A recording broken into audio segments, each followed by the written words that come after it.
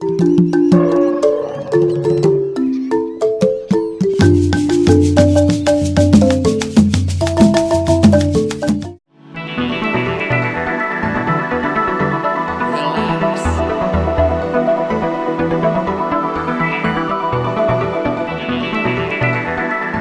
un privilegio este momento tener la posibilidad de compartir con John Henry Arboleda Quiñones, director del programa de Sociología de la Universidad del Pacífico, un hombre con un capital intelectual y cultural considerable, historiador, sociólogo, investigador y un conversador interesante. A su lado tengo a Agustín Herrera Quiñones, un emblema para la comunidad de Buenaventura y quien nos engalana con su presencia.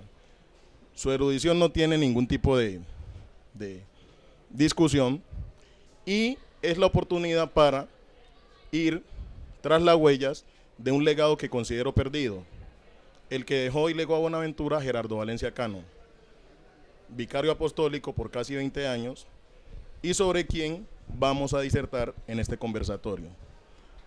Hecha la presentación y las salvedades anteriores, me remito a Agustín Herrera Quiñones para que nos haga una breve semblanza sobre la vida y obra de Gerardo Valencia Cano y pueda con esto retrotraernos al momento histórico que está viviendo Buenaventura.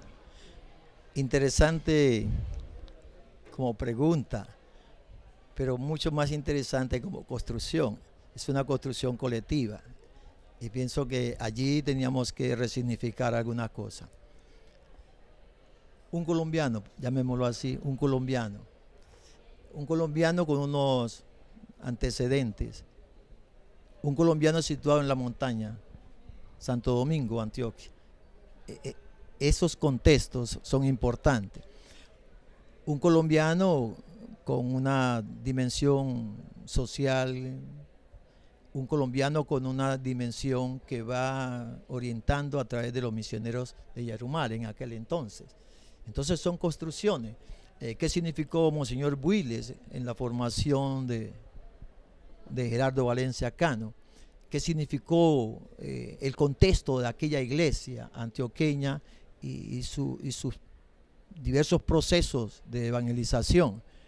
¿Qué era el Pacífico en aquel entonces? ¿Cómo era considerado? ¿Cómo era pensado? Aún dentro de la misma jerarquía, ¿cómo era pensado? Habían todas unas distribuciones jerárquicas, no habían prefecturas, habían vicariatos. Entonces, ¿todo eso qué significaba? Yo pienso que es allí donde podemos situar a Monseñor y cómo comienza a dar unos aportes significativos. Su visión de misionera, ¿cuál era la teología misionera de aquel entonces?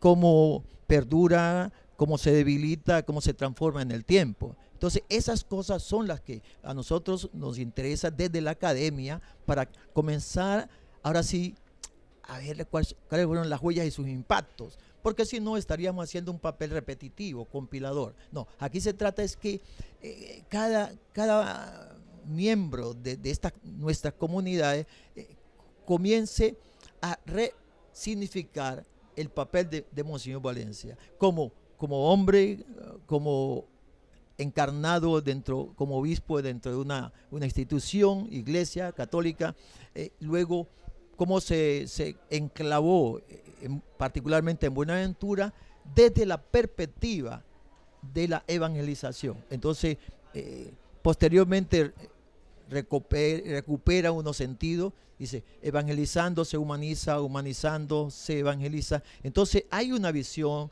muy centrada en el hombre. Es decir, él se anticipa a la construcción de la antropología teológica, ¿no? Porque se venía con la tendencia de simplemente teología antropológica de Dios hacia el hombre. No, él replantea y dice, no, es del hombre hacia Dios. Entonces, esas significaciones, esos giros, no son simplemente ideológicos, son estructurales, funcionales, que tienen una razón de ser.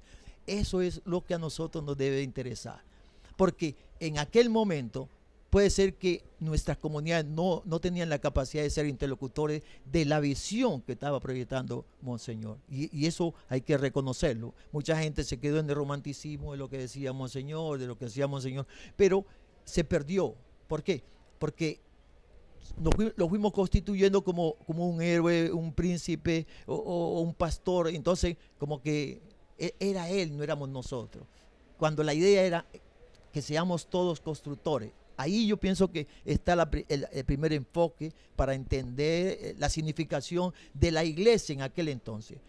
Otras cosas han pasado no en el tiempo, pero sí es importante recuperar allí. Como pastoral es importante recuperar unas cosas. Como eclesiología es importante tener unos elementos claros. Pero vamos a analizar los conceptos para poder ubicarlo a él. O si no, hablamos mal de Monseñor Valencia o hablamos demasiado de lo que él no alcanzó a proyectar. Bueno, entonces para contextualizar la intervención de Agustín Herrera, me remito a John Henry para que, mediante un análisis y una presentación discursiva, nos pongas en el contexto actual desde tu enfoque histórico, sociológico. Para ti, ¿qué significado tiene Gerardo Valencia Cano, no solo para el contexto de Buenaventura, sino para el Pacífico colombiano? Para iniciar esta respuesta, lo primero que hay que decir es que no soy sociólogo, tengo formación en ciencias sociales, he sido un aficionado a la sociología. Y para reflexionar sobre el personaje que nos concita, el padre Agustín dijo una palabra que es muy clave para comprenderlo: ruptura. ¿Por qué? Porque para entender a Valencia Cano y contextualizarlo en el Pacífico hay que entender mínimamente una triple ruptura que él realiza. Primero, como un tipo antioqueño de principio del siglo, formado en una estructura conservadora, en la zona más conservadora de Antioquia, llega a la costa del Pacífico y empieza una primera ruptura, la personal. Es decir, cómo el Pacífico empieza a ser parte de su mundo, no como el espacio a evangelizar, sino como el espacio a significar, en términos de importancia y en términos de poder dignificar la existencia de esa población. Y eso pasa por un cambio en la psiquis del sujeto. Agustín ahora nos ilustrará sobre eso. Segunda ruptura que le corresponde, o que nos corresponde analizar en Valencia Cano. Con la iglesia y con su orden religiosa, ¿cómo se presenta esa ruptura? Recordemos que sí, él es cercano a la teología de la liberación, pero, ojo, es una teología de la liberación que se está moviendo en red, y cada uno de los puntos de esa red exige una ruptura propia de aquellos que la encarnan. Entonces, ¿cómo él generó esa ruptura con la iglesia y con su orden religiosa? Y la tercera ruptura, cómo efectivamente Valencia Cano comprende el valor que tiene la evangelización de una zona que tiene unas particularidades comunes y que por ende, por esas particularidades de ser territorios étnicos, indígenas y afro, debe de poseer un proyecto de evangelización distinto. Entonces, para mí, y para que conversemos con el padre Agustín, el elemento de ruptura, ¿cierto? Va a ser importante para entender la importancia que tuvo Valencia Cano desde Buenaventura para la Iglesia Católica del país, pero también para la Iglesia Católica de Latinoamérica y del mundo, porque él nos pone en esa órbita de transformaciones que está viviendo el mundo. Bueno, hecha esta precisión, que me parece interesante, y la deconstrucción que ha realizado John Henry como un introito para, ahora sí, acometer la puesta en escena del personaje en mención, me remito a Agustín Herrera Quiñones para que sin más ambajes nos diga de manera clara y sucinta quién fue Gerardo Valencia Cano desde un enfoque trinomial: su vida, su labor evangelizadora y la comunión con el contexto en el cual vive e interactúa. Entonces, se pretende abandonar el tono de anecdotario, ¿sí?, de recuerdos que se van diluyendo con el tiempo. Por eso el conversatorio busca ir tras las huellas del legado social y sobre todo escolarizador que Gerardo Valencia Cano le dio a Buenaventura. Es el momento, Agustín, para que tú nos hagas ahora sí la presentación de Gerardo Valencia Cano. Primero aquí es una construcción colectiva. ¿Cómo lo pensaron las comunidades? A los mayores, aquella juventud de aquel entonces, cómo lo pensó, cómo lo percibió, el sector educativo, cómo percibió a Monseñor, el sector obrero, importante, cómo lo percibió. Me parece que es allí donde comienza a darse unas connotaciones diferentes. No se aparta del hecho del Evangelio. Su ideología era el Evangelio, su enfoque era el Evangelio. Entonces, un Evangelio que se encarna. Aquí decía el compañero una cosa muy importante, ¿sí? Es decir, es un misionero de Yarumal y tuvo la formación como señor Builes y una cantidad de personajes de aquel entonces. Pero ¿cómo hace la ruptura? Es decir, ¿cómo se despoja? ¿Cómo trata de agilizar, contextualizar su movilidad en Buenaventura? Comienza con quitarse la sotana, cómo montarse en una lanchita en sotana. Entonces comienza el despojo, pero es también la contextualización. Y no nos vamos únicamente al hecho físico de que se quita la sotana y prefiere el clériman o otro tipo de distintivo como obispo, el Cristo, etcétera, etcétera. No, es también la mentalidad que comienza a cambiar, comienza a exigirse, ¿no? ¿Cómo encarnarse en esta realidad? Me parece que ese es el salto cualitativo de Monseñor Valencia, porque si no, se hubiera quedado por fuera de la historia de aquel entonces, ¿no? Entonces, él se introduce en esa historia y eso me parece que ya lo hace un personaje especial. Y allí, en ese cambiar de mentalidad de Valencia Cano, nos parece importante que por tu vivencia podamos entrar a conversar sobre lo siguiente. Él es el personaje que está acometiendo un cambio al interior de su proyecto de evangelización. Y para eso tiene que empezar a transformar su mentalidad. Pero ¿cómo encuentra la mentalidad católica de esa Buenaventura que él quiere transformar? Porque ahí pueden haber contradicciones, choques e incomprensiones de ese proyecto hasta tal punto que mucha gente lo puede recordar como aquel que vino a perturbar el catolicismo, ¿cierto? Y allí es donde se erige una figura importante en términos de ese conflicto que genera su visión del Evangelio. Estamos totalmente de acuerdo. Las innovaciones traen rupturas, afectaciones. Casi 36 años, el presbítero doctor José Ramón Bejarano, acá con un esquema de iglesia, con un esquema de sociedad, Buenaventura 20.000, 30.000 habitantes, era otra cosa. Entonces, los marcos relacionales eran distintos, ¿sí? Aunque tú digas, no somos sociólogos de profesiones, pero sí aficionados a conocer y nos vamos profesionalizando y queremos conocer los contextos sociales. Eso yo pienso que él también, porque Monseñor no era un sociólogo, era un pastor, ¿sí? Entonces, pero me parece que un pastor no por fuera de la historia del pueblo donde él está pastoreando, sino muy por dentro de la historia. Entonces se va empapando de esa historia y de ese meterse emergen palabras nuevas, comprensiones nuevas.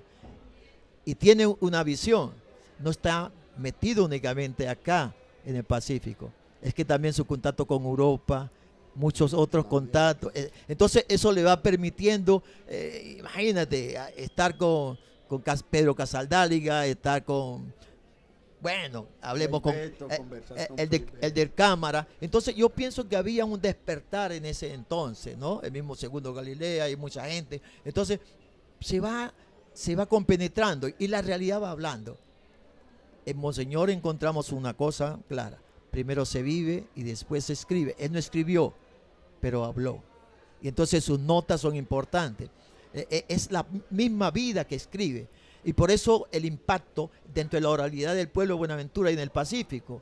Todo el mundo habla y hace historia, poesía acerca hay que recordar a Margarita Hurtado, ¿no? Todo aquello que ella manifestaba de Monseñor en su momento. Pero él iba más adelante,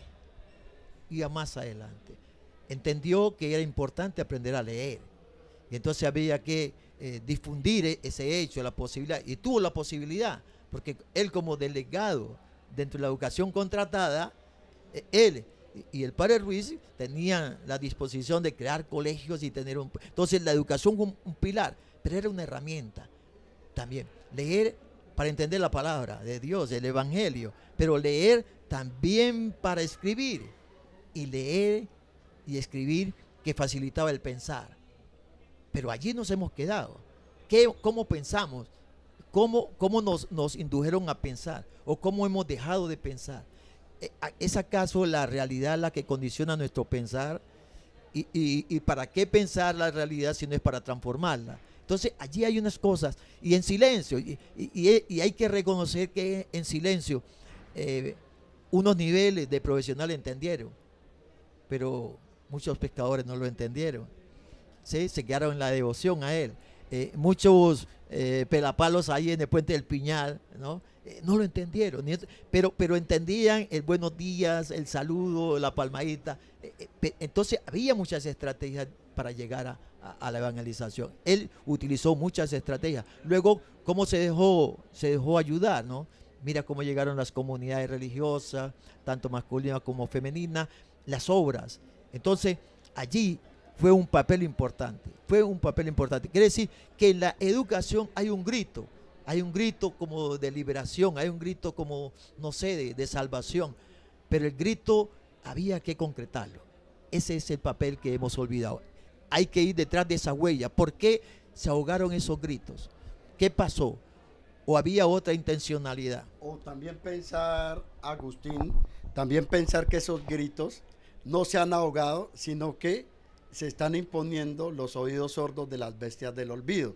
¿Por qué? Porque cada vez que miramos las reivindicaciones del pueblo afro y las expresiones organizativas y nos detenemos para mirarlas históricamente, vamos a ver la confluencia que hay entre la obra, la lectura que hace el contexto Gerardo Valencia Cano y el proyecto programático y político de esas primeras expresiones. Entonces allí es donde te quiero preguntar sobre cómo tú ves las articulaciones de ese leer haciendo, de ese hacer leyendo, que van teniendo ecos generacionales y transgeneracionales que hoy pretenden cubrirse bajo el manto de un discurso que no reconoce las articulaciones, sino que reconoce solamente las esencias. ¿Sí? ¿Cómo ves ese impacto allí? Un pequeño paréntesis para contextualizar lo de John Henry y anexar algo, para que Agustín finalmente nos pueda dar esa semblanza. En el rastreo bibliográfico que hago sobre Gerardo Valencia Cano, cuyo punto de partida es este texto, hecho por la Arquidiócesis de Buenaventura, a 6 meses de su desaparición, y los otros textos complementarios, comienzo a encontrar datos interesantes que hacen que este conversatorio comience a vislumbrarse. Me llama la atención que Gerardo Valencia Cano, y Agustín me corregirá, siendo prefecto de Vaupés, lo nombran vicario apostólico de Buenaventura, vicariato que ejerce por 20 años. Como ustedes ya lo han referenciado, el impacto que le causa venir a una comunidad que es ajena a él, la cual no conoce, entonces me tomo esta licencia para aseverar lo siguiente: el verbo se hace carne.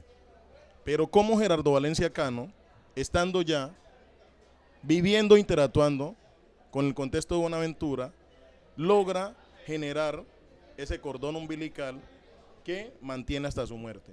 Entonces, Agustín, complementando lo de John Henry, quisieras que tú nos dieras no una semblanza, sino un discurrir por la vida y la labor de Gerardo Valencia Cano.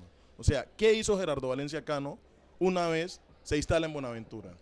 Yo pienso que es que recibió el pueblo. Me parece es importante porque pudo haber hecho cosas muy importantes y se quedaron en el ostracismo. Aparecieron otras porque el pueblo le dio esa relevancia. Y después la figura se utiliza. Puede ser que se utilice la figura. Todo muerto es bueno. Entonces vienen otras lecturas. Pero en vida, ¿cómo nos lo muestran? ¿Cómo nos lo muestran? ¿Cómo lo penalizan en vida? Cuando comienzan a mirar que hay una perspectiva de comprensión del contexto del Pacífico, particularmente en Buenaventura, entonces cómo lo muestran y cómo también personas que quieren desprestigiarlo en vida. Esa parte es importante porque lo quieren unificar, lo quieren vincular, ¿sí?, a situaciones ideológicas. Ayornar. Eso. Entonces, esa parte es importante. Otra parte es cómo hacia el interior de la iglesia se le entiende o no se le entiende. Esa es otra parte.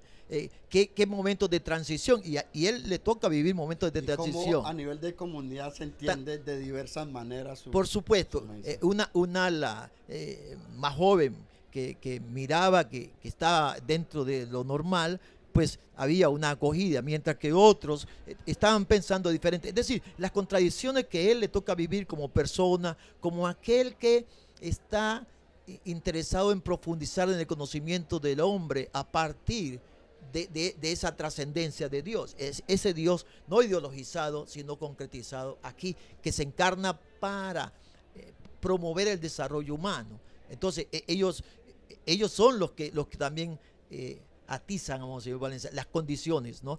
Sus amigos, sus no amigos, los indiferentes, inclusive una clase política en aquel entonces también que le ataca, porque él los afecta. Allí hay una pregunta. Hay una clase política que le ataca.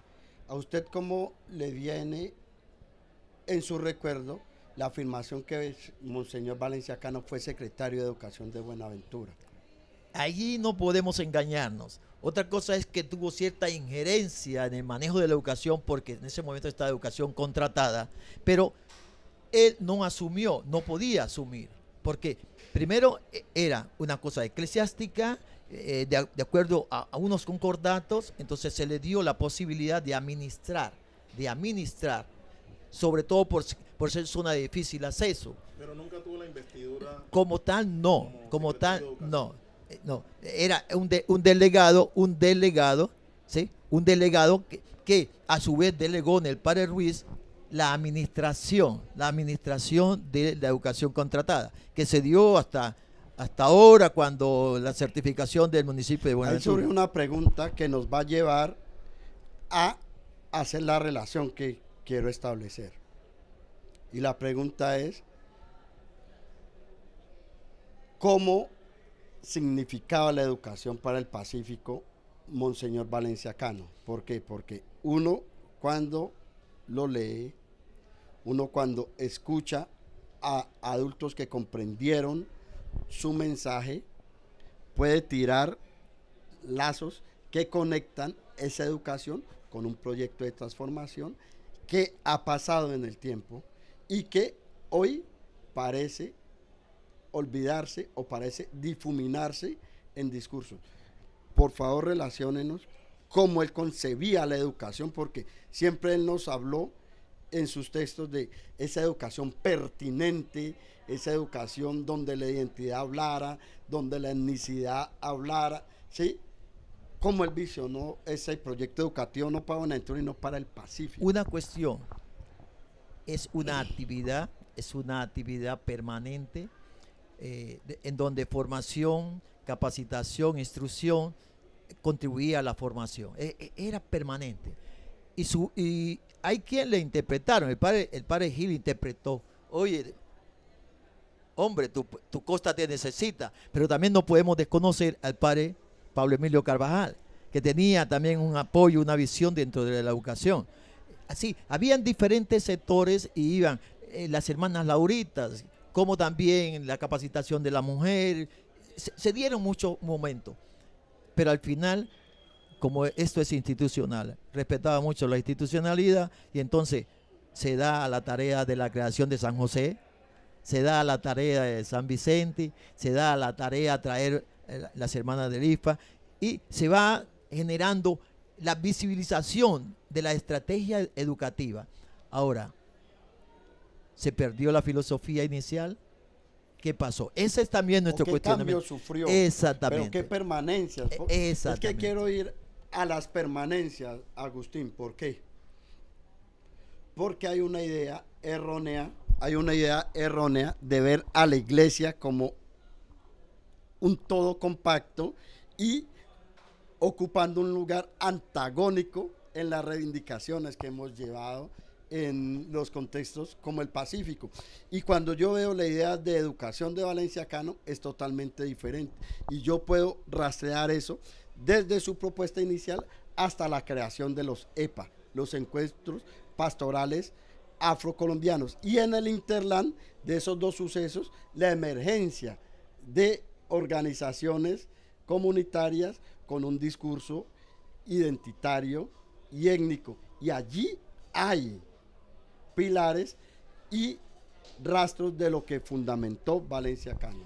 En eso estamos totalmente de acuerdo. Que no lo digamos expresamente, que no se diga expresamente, pero permeó el pensamiento de Monseñor Valencia. Más que pensamiento, la acción de Monseñor Valencia. Porque me parece que si de pronto lo encadenamos simplemente a la acción de él, no. Yo pienso que era una tendencia también que se venía dando. Entonces, fue circunstancial y coyuntural. Por eso, en la época que él actuó, los nuevos aliados, lo que sí aconteció, una cosa triste, es que se diluyó el pensamiento y las acciones, se tergiversaron, ¿no? Por eso, en la academia hoy es, ¿qué significa Monseñor Valencia para nosotros? Hoy, no ayer qué significó, qué dijo, sino hoy, las proyecciones, los alcances, porque en ese sentido puede estar vivo, ¿sí? Enfrentado a estructuras, enfrentado a mentalidades y queriendo como diluir, desmentir la funcionalidad. Entonces como que hay una tendencia. Ese paso es que tenemos que hacer nosotros. No solamente cómo interpretaron a Monseñor desde el interior o los medios periodísticos, o por qué esa rótula de obispo de los pobres, el obispo rojo, ¿qué querían decir con eso, ¿no? Y luego lo más importante, nosotros hoy, ¿cómo debemos de escribir? Somos nosotros los que tenemos que hacer el rastreo. ¿Cómo lo vivimos nosotros? ¿Cómo lo sentimos nosotros? ¿Cuál fue el impacto de nosotros? Yo tengo allí una cosa importante, viejo Abraham García, que tuvo con él mucho tiempo, tiene 90 años, ¿no? Entonces mucha de esa gente son los íconos, son los testigos, ¿no? Pero ellos son hasta sinceros e ingenuos, porque pensaba que no había oposición, que el bien se impone solo. No, el bien también tiene su oposición y hay que tener estrategia para hacer el bien, y hay que tener estrategia, y una estrategia bien fundada es la educación, pero una educación que ayude a liberar, no una educación que te esclavice, que vuelva simplemente a generar las condiciones de esclavitud, lo que dice Paulo Freire, ¿no? Está domado, la pedagogía, pero una pedagogía que te ha servido es para enclavar, o ser repetitivo, o tristemente mostrar un cartón y el cartón no dice tu historia. El cartón testifica que has hecho un trayecto, pero no dice tu historia. A veces te avergüenzas de tu historia. Eso es lo que se quiso replantear. Para allá vamos a avanzar, mire. Padre Agustín, el asunto es el siguiente. Nosotros aquí vemos la figura de Valenciacano y usted nos afirma que es una tendencia, pero una tendencia que fue articulada con otras que se estaban viviendo en el momento y que por eso tuvo multiplicidad de lecturas y de recepciones de ese pensar hacer o de ese hacer pensar, introduciéndonos a profundidad en eso, preséntenos, Agustín, una red de articulaciones en las que el pensamiento y el hacer de Monseñor Valencia Cano encuentra sentido, no solamente en Buenaventura, sino que encuentra sentido en una suerte de transformaciones que al interior de la iglesia están viendo en Latinoamérica y en otros contextos. Usted ya nos citó uno importante. Usted ya nos dice, Freire pensaba tal cosa. Pues Freire y Valencia Cano beben de las mismas aguas, ¿cierto? ¿Con quién más bebieron esas aguas para poder pensar un proyecto que pone a Buenaventura en el centro de unas transformaciones que por la mala recepción se vieron truncadas, tergiversadas o hay veces malbaratados estos esfuerzos? Allí tenemos que pensar, atrevernos a construir. Paulo Coelho tuvo un gran acercamiento con Monseñor Paulo Coelho. Y tiene una tendencia no espiritualista, espiritual. Entonces eso también lo fortalece. Cámara tenía una visión, el del Cámara tenía una visión clara de lo que es la sociedad. Y sobre todo cuando sale de Río de Janeiro y lo mandan al nordeste, donde está el hambre y están los negros, ¿sí? O los ennegrecidos. Entonces me parece... Ahí hay mi rañado. Exactamente. Entonces, me parece que todo eso es lo que va sintiendo. Cuando se iba Monseñor a la lancha Naya, la última vez que lo vi vivo, ¿no? Fue precisamente con el profesor Marcelino Garcés, un nayero. Los que le conocieron saben de qué estoy hablando, pero una figura importante y convencido, ¿no? Y convencido de los procesos de aprendizaje, convencido también de las transformaciones que tenían que darse. En ese litoral recóndito hay unas cosas importantes. Ese libro lo tenía Monseñor la última vez que yo lo vi. Es por allí. Porque es una clave. Es posible que queden muchas palabras sueltas, pero la significación de lo que allí Yacuz plantea es importante. Nos hemos olvidado de esos grandes momentos de interpretación y entonces, no sé, entre programas, entre discursos, perdimos la esencia de lo que es la educación en este contexto, ¿sí? Era, oiga, estudie, transforme y construya el bienestar. No estudie, elitícese y explote. No era ese. No es que ese no era la visión de Monseñor Valencia. Entonces me parece que ahí tenemos que recuperar. Pero hay una cosa que tú me planteabas, ¿sí? Y este me interrumpía. Entonces, hay una cosa. ¿Cómo es posible que en algunos países latinoamericanos esté la cátedra Gerardo Valencia Cano y nosotros aquí no tenemos la cátedra? Hablamos de la cátedra, pero no está actuando. Más aún, ¿cómo? ¿Desde qué perspectiva ideológica la vamos a construir? ¿Para adormecer al pueblo o para fortalecer aquellos principios libertarios? Eso es. Tiene que ver hoy con la tierra, tiene que ver hoy con la justicia, tiene que ver hoy con los derechos humanos, tiene que ver hoy con los proyectos de desarrollo, tiene que ver. Entonces me parece que desde ese pensamiento de Monseñor Valencia están ahí prefigurados todos esos momentos. Es decir, allí está vivo y está actualizado, porque ni siquiera con todo el derrumbe hemos podido enterrarlo definitivamente. Su accionar está vivo, no solamente desde el punto de vista del holgorio religioso que en enero, el 21 celebramos y cada vez los jóvenes que no le conocieron, oye, es un caso bastante atípico, pero lo vivo está en que nosotros lo pensemos, porque leer, escribir es para que nosotros como pueblo pensemos. Nos hemos olvidado de pensar, ¿sí? Entonces tenemos aquí una visión socialista de sociedad, ¿sí? Una visión, un socialismo cristiano, lo que sea. No le pongamos etiqueta. Digamos, vamos hacia la construcción de una sociedad de humanos que se fortalece y se proyecta sirviendo a lo humano. Ahí está. Y entonces nos encontramos después para, no sé, alabar a Dios, la trascendencia. Ahí nos encontramos, pero está el bienestar. Pero que Dios nos sirva para distraernos de nuestras responsabilidades, sino que Dios sea un motor que nos está llevando hacia la construcción. Esa es la visión. Allí ustedes hablan de teologías. Yo digo de la teología a las teologías. Y posiblemente toda teología tiene que ser de liberación.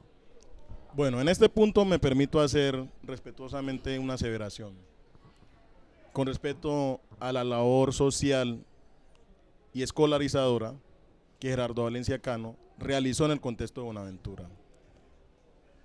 Agustín, cuando Gerardo Valencia Cano llega a Buenaventura, año 53, Buenaventura es un contexto novel, 100 años de abolición de la esclavitud. El único colegio relevante en nuestro contexto era el Pascual de Andagoya, fundado en 1943 por labor de Urbano Tenorio, pero en la realidad no habían escuelas ni colegios, uno que otro, y tú nos puedes dar más luces sobre eso. Entonces, mi aseveración va en este sentido: o Gerardo Valencia Cano no fue lo suficientemente entendido, por eso la huella se ha ido diluyendo con el paso del tiempo, o hubo una intención maniquea con respecto a lo que él realizó. Y me remito a hacer unas puntualizaciones. El Instituto Gerardo Valencia Cano, que era una escuela de artes y oficios, él le da una connotación de colegio.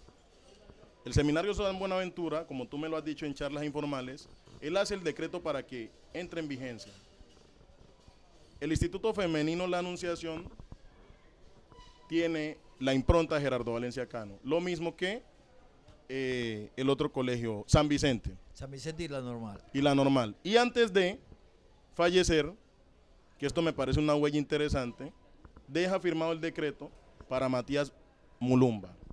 Y hay una conexión ya étnica solamente en la denominación. Se van a cumplir 45 años de la muerte de Gerardo Valencia Cano. Falta un dato, Víctor. Sí. Ahí él avanza a hablar de la Universidad del Pacífico. Ya voy para allá, Después John de Henry. quedarme esa- Ya voy para allá. Iba a hacer esa acotación, pero siquiera que te adelantaste. En este texto queda claramente referenciado que Gerardo Valencia Cano era una oposición radical a que las universidades del contexto externo se enquistaran de Buenaventura mediante satélites. Y hablaba de la Universidad del Pacífico, lugar en el cual hoy estamos, pero sin estar. ¿Sí? ¿Hacia dónde va mi reflexión? Entonces, Agustín, me parece que 45 años es un tiempo considerable para que primero no se haya hecho el rastreo para reconstruir al personaje y segundo, no se haya conectado la huella. Miremos someramente esos colegios que él por decreto fundó, cómo están en la actualidad. Segundo, Buenaventura no tiene, hay que decirlo sin ambajes, una élite intelectual que piense el contexto. Se piensa hacia afuera, se piensa para descrestar, se piensa para fungir de intelectual, pero no para transformar el contexto. Y me llama la atención lo siguiente: Buenaventura en los últimos años, a excepción de los núcleos escolares que tú conoces cómo fue el proceso de fundación, no tiene funcionando de manera dinámica otro centro de formación académica diferente a la Universidad del Pacífico.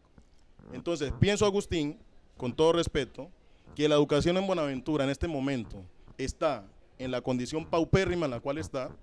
Los chicos no leen, los docentes no están formados, ¿sí?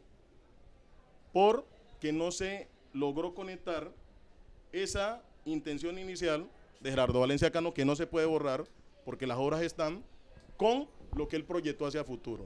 Entonces, ahora sí, sin más rodeos, yo quiero que tú nos hagas la disertación sobre esta que es mi primera aseveración. Yo parto de un hecho, ¿sí? Cuando llega Monseñor, yo estoy naciendo, nací en el 51. Ya lo sabía. Ah, bueno, son 65 años. Entonces yo crezco también en toda esa situación, en esa dinámica, privilegios que sí existían en ese momento. Estaba la escuela para los hijos de los trabajadores del puerto, al lado de la base, ahí está todavía, ya en manos de los militares, pero allí, entonces habían unos privilegios. Estaba la número 1, Tristeza, como está ahora, ¿no? Estaba Senda, Tristeza, como se transforma. En el núcleo del Jorge. El núcleo del Jorge. Entonces hay alegrías y hay afirmaciones. Posiblemente las afirmaciones no produjeron el impacto que se esperaba, eso sí, pero nosotros somos producto de esa educación. Si algo nos han legado es que alguna cosa aprendimos, y si hoy planteamos desde esta perspectiva conceptual las cosas, es porque la educación ha generado algunos beneficios en nosotros. No en la cantidad que se esperaba, eso sí es lo triste. Sí, pero que nosotros tengamos un poco de estudiantes todavía con ganas no sé, de jugar con los cuadernos, con los libros, me parece que ya es un aspecto importante. Vamos recuperando. Es una cosa histórica, es sistemática, es gradual, no puede ser de la noche a la mañana y todo el mundo no va a entrar en el proceso. Pero ya yo pienso que se están construyendo unos nodos críticos en Buenaventura.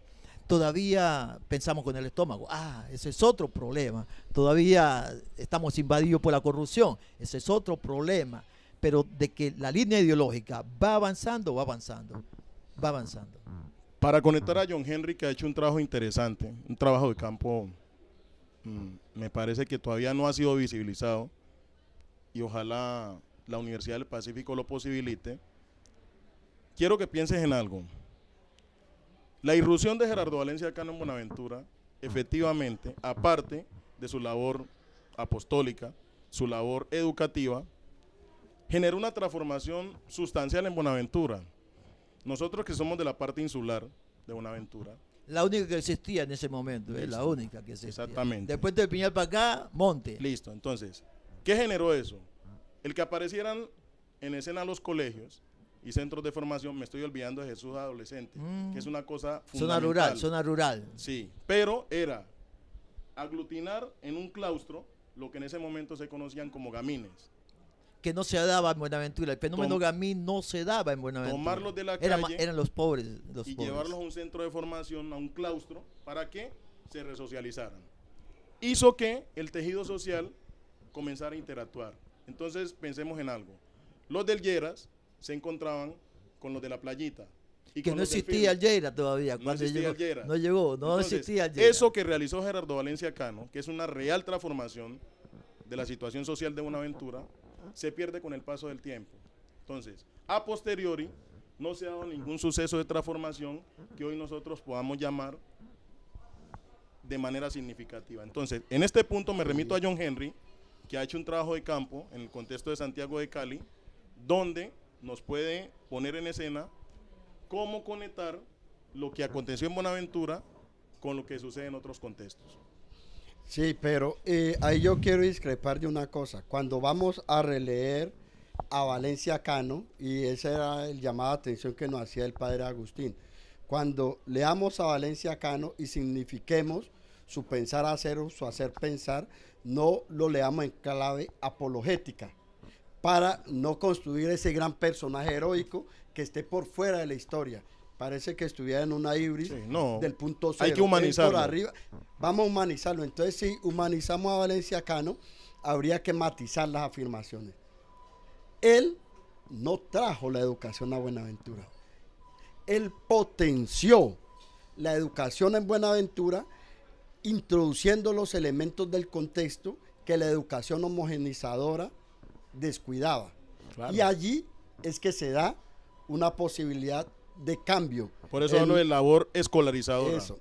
Entonces ahí se da una visión de cambio. Entonces, no toda la educación, sino que él mira el contexto y puede reconducir ese proyecto educativo, que sí va a tener unas implicaciones sociales fuertes. Es decir, los que hoy vamos a subir al cuarto piso, los que vamos a tener 40 años ya. Los que van a tener, yo pasé por ahí. Los que vamos a tener 40 años, y tuvimos los últimos coletazos de ese proyecto, ¿sí? Cuando a mí en las zonas marginales de Cali me traían a Buenaventura cuando estaba configurando y consolidando el Matías Mulumba, donde el pensamiento, en la aldea el pensamiento de Valencia Cano estaba vivo, y desde allí lo formaban o lo informaban en ese momento aún. Y no olvidar al padre Miguel Ángel Mejía, que fue prácticamente en que Monseñor delegó. Un delegado de él, junto al padre Gil. Eso. Entonces, el llamado de atención es, leamos a Valencia Cano en términos de un tipo que a partir de su formación religiosa y posibilidades como obispo. y posibilidades, sí, porque es que no da lo mismo, no da lo mismo ser Agustín Herrera sacerdote que un obispo. que un obispo. Exactamente. Un tipo que a partir de ahí se compromete con la transformación. Pero ojo, esa transformación que vivimos en Buenaventura, si ampliamos la esfera, podemos decir que es una transformación en las teologías globales. No es gratis en Oriente Medio, Ali Chariati está hablando de la teología del Islam. Sí. Sí, Sí, no es gratis en Brasil, Frei Beto y toda la corte, ¿cierto? Que Uno de los pocos que Fidel Castro le dio de entrevista, y ahí está el libro. Eso, no es gratis, ellos pasan de Río de Janeiro y de Sao Paulo, pasan al Recóncavo Baiano y pasan al nordeste brasilero, ¿cierto? Esas redes son las que tenemos que empezar a significar para poder ver la importancia del hacer de Valencia Cano. Pero mira la contradicción, John Henry. Este es un momento histórico en que Buenaventura tiene la cantidad de profesionales que no nos podemos imaginar. Y se permiten aberraciones como estas. Que una universidad, me reservo el nombre, funcione sin planta física, pero con una clientela de estudiantes. Donde yo quiero hacer énfasis es en lo siguiente, Agustín. ¿Por qué si Gerardo Valencia Cano dio un primer impulso al tema de la educación en Buenaventura, este se paralizó? O sea, ¿por qué posterior, paradójicamente, a la desaparición de Gerardo Valencia Cano, Buenaventura entra en una especie de letargo? Porque lo que tú dices, la generación posterior es beneficiaria de esos coletazos, pero pensemos en los chicos que deambulan por la universidad sin saber si es de día o es de noche. Perdón, entonces, ¿dónde está la responsabilidad social que conectara a esa generación que se educó bajo el influjo de Gerardo Valencia Cano con la generación emergente, que es la generación que, como digo, deambula por la universidad? Yo les pregunto ahora a ustedes, ese también yo pregunto, ¿cuál sería la propuesta epistémica para los estudiantes de hoy? Aquí y ahora, hoy, eso, ya. Es decir, eso lo puede responder John Henry. Hemos contemplado, con más elementos de juicio. contemplado todas esas variables. Y hay una cosa, sobre la historia no se hace juicio, se hace interpretación, hermenéutica, porque lo que pasó, yo no estaba. Pero lo más importante no es decir por qué no se hizo. ¿Y usted dónde estaba para hacerlo? Usted no estaba. Entonces, hoy lo que debemos de replantear es la intencionalidad, porque las estructuras están. La intencionalidad. ¿Cómo se mueven hoy las estructuras? Eso que tú dices, yo podía definir nombres concretos de muchos centros que están vendiendo. Esa es la visión bancaria de la educación, ¿no? La educación bancaria. Pero estos que no están sometidos a esa tragedia, también están aprovechando. Entonces la pregunta es, ¿dónde está la filosofía del Pacífico? ¿Dónde está el pensamiento del Pacífico?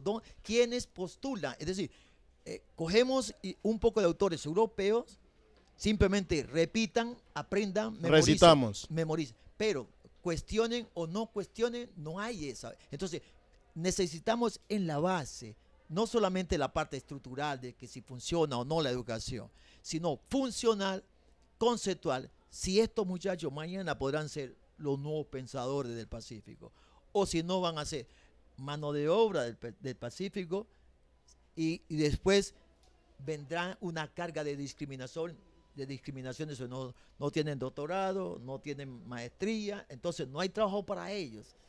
Con respecto a lo que pregunta Víctor, ¿por qué se perdió un poco esa influencia de Valencia Cano? Allí debemos de reflexionar la educación como un campo de combate. Campo de combate político, un campo de combate ideológico, un campo de combate económico. Recordemos, está en la Zuleta. Entonces,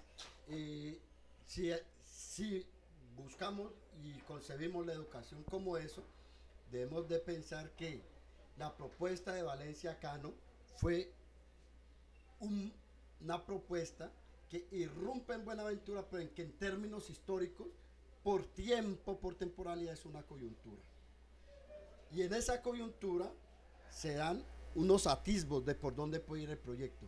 Pero en términos de mentalidades, las mentalidades cambian y las estructuras educativas cambian. Y el proyecto educativo de esta nación cambia. ¿Por qué? Porque hay que poner el proyecto educativo de esta nación en sintonía con las búsquedas de esta nación. Y allí vuelve a aparecer la educación como proyecto ideológico. Pero viene una cosa importante. Ya se estaba gestando el narcotráfico, Claro. el fenómeno, Los distractores. el fenómeno muellero. Ahí teníamos que replantearlo. ¿Qué tanto fue beneficioso para la gente? ¿Por qué? La cantidad de hijos que regaron por las zonas periféricas de la isla, esos fueron los bandidos que después mataron. Entonces, esos fenómenos, el facilismo de los jóvenes, ya la gente no quiso estudiar. El neorriquismo, ¿Sí? Y luego el que me importismo es mucha gente, a mí que me importa, etcétera, etcétera. Entonces, facilitamos el desplome de un proyecto que venía.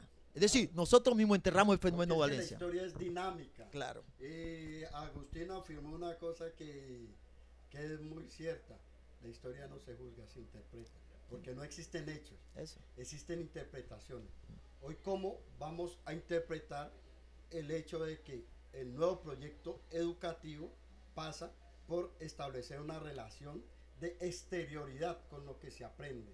Porque hoy todos los que nos estamos formando, todos los que nos formamos, tenemos mente de recicladores. Vamos detrás del cartón que nos ofrecen, pero no nos preguntamos, porque ese es el proyecto educativo actual. No preguntarse para qué. Bueno, esto es un conflicto de interpretaciones, como diría Paul Ricoeur, sin ser un recitador. Pero, Agustín y John Henry, pienso que le estamos dando demasiadas vueltas al asunto. En el próximo programa tendremos la oportunidad de profundizar más, pero hay un hecho que es inobjetable y me tomo la licencia de hablar de hecho. La realidad social de Buenaventura en este momento es caótica y, si se quiere, paupérrima. No, llamemos las cosas por su nombre. Estamos en un momento... ¿Desde tu visión Sí. o desde la visión del pueblo? No, desde la visión Ahí de este está. humilde servidor, pero vamos a deconstruirlas en el próximo programa. Segundo, Agustín, vivimos en un presente que no comprendemos, en un pasado que no recordamos. Lo ignoramos. Listo. Y en un futuro que no vislumbramos. Pero está la perspectiva. Bueno, Está la de perspectiva. perspectivas está hecha la historia y eso lo vamos a tocar en el próximo segmento.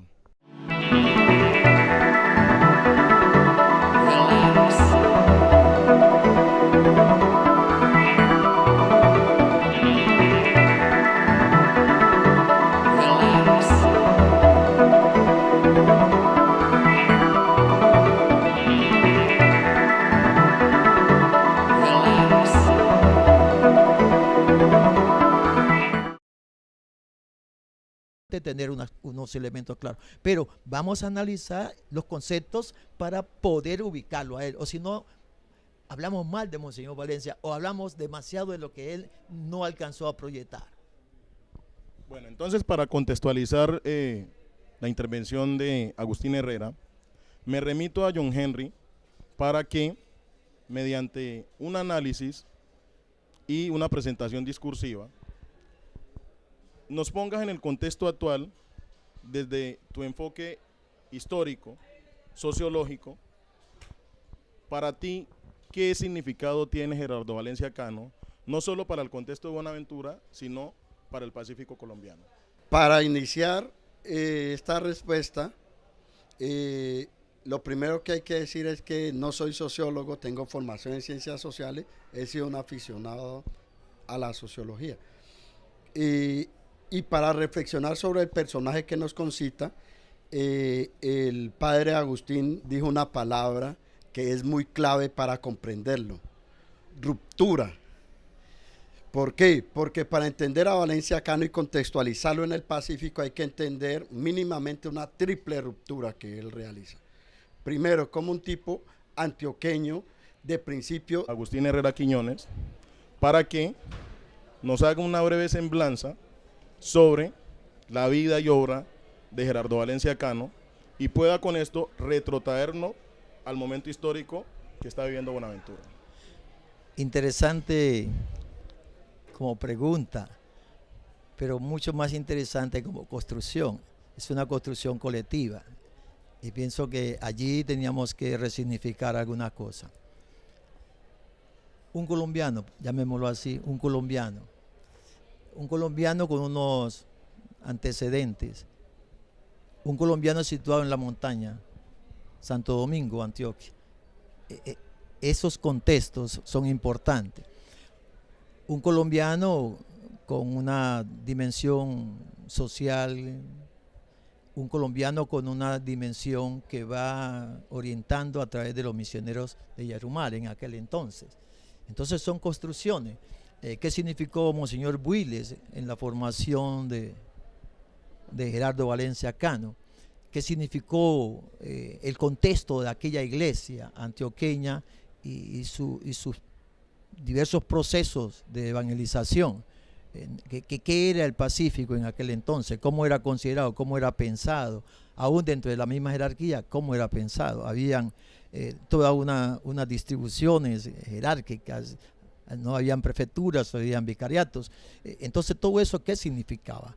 Yo pienso que es allí donde podemos situar a Monseñor y cómo comienza a dar unos aportes significativos. Su visión de misionera, ¿cuál era la teología misionera de aquel entonces? Cómo perdura, cómo se debilita, cómo se transforma en el tiempo. Entonces, esas cosas son las que a nosotros nos interesa desde la academia para comenzar, ahora sí, a ver cuáles fueron las huellas y sus impactos. Porque si no estaríamos haciendo un papel repetitivo, compilador. No, aquí se trata es que cada miembro de nuestras comunidades comience a resignificar el papel de Monseñor Valencia como hombre, como encarnado dentro, como obispo dentro de una institución, iglesia católica, luego cómo se enclavó particularmente en Buenaventura desde la perspectiva de la evangelización. Entonces, posteriormente recupera unos sentidos, dice, evangelizando se humaniza.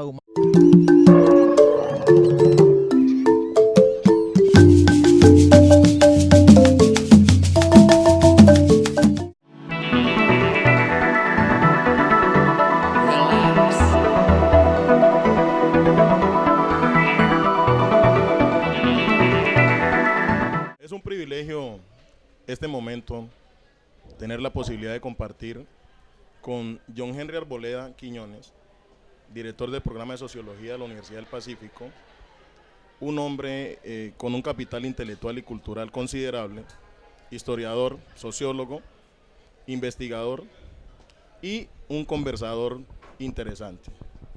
A su lado tengo a Agustín Herrera Quiñones, un emblema para la comunidad de Buenaventura y quien nos engalana con su presencia.